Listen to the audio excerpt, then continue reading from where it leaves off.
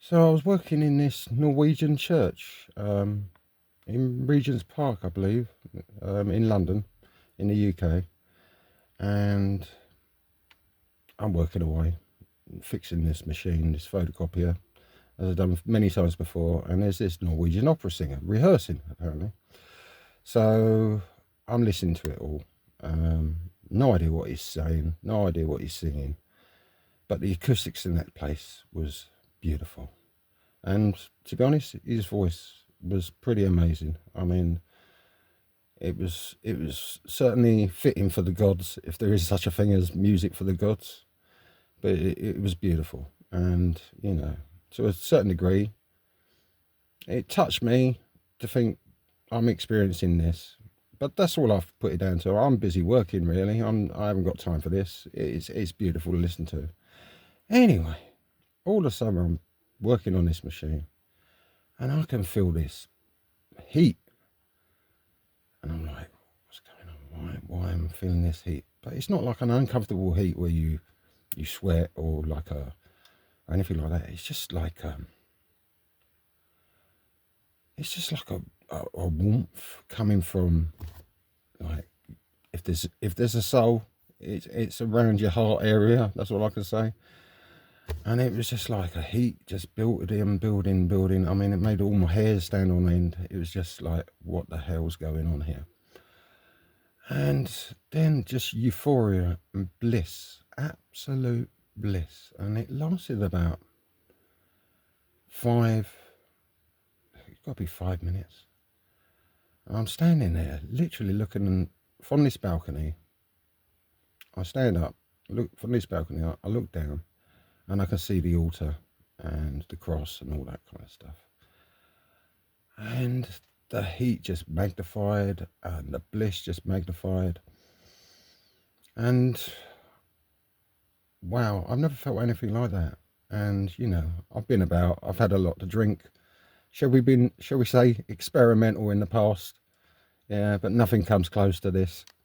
Um, you know, and I just wanted to say, if heaven is anything like that, wow, you really don't have much to fear when you pass away. I'll tell you that, mate, because I don't think you'll ever get bored of that feeling for eternity.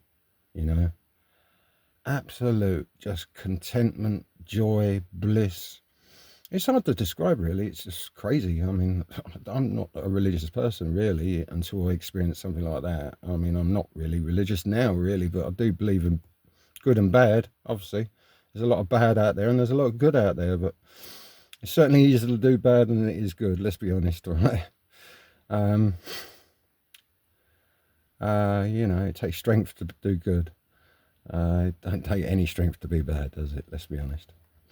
Um, you know, but that was the most amazing feeling of my life. And I just wanted to explain to you that when I explained it to different organisations I went into over the years after, and I just said to them, I had this experience, and they said, oh, you was touched by an angel.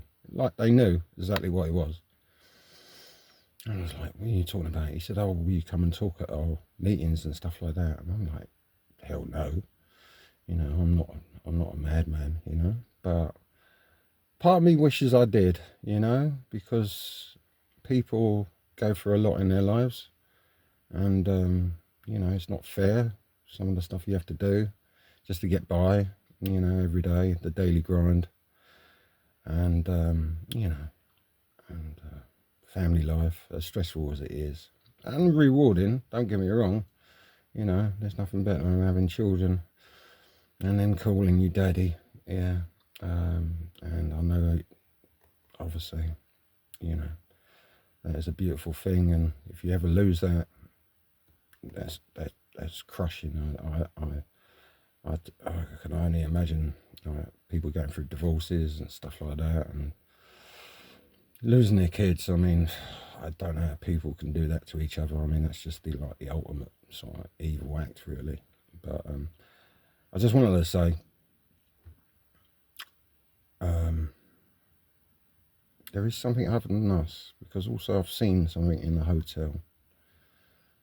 So I'm in this hotel, and I'm staying there with my brother and sister, And so we've got a triple room in this hotel, and it's an old hotel, but it's got double glazed windows, you know, stop jumpers, you know, don't want people jumping out the window, do we?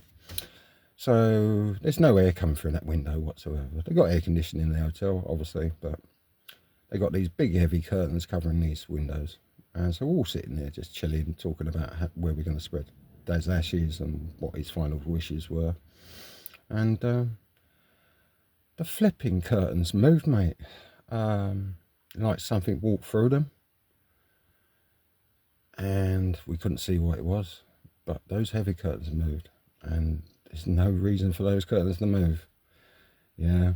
And we all saw it. I mean, we all crapped ourselves, basically. You know.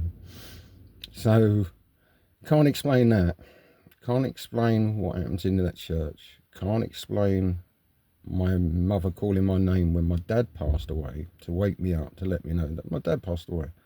Can't explain that. So just want to let you know, it's just like the weird shit happens. And if you subscribe to my channel, obviously I'll tell you more.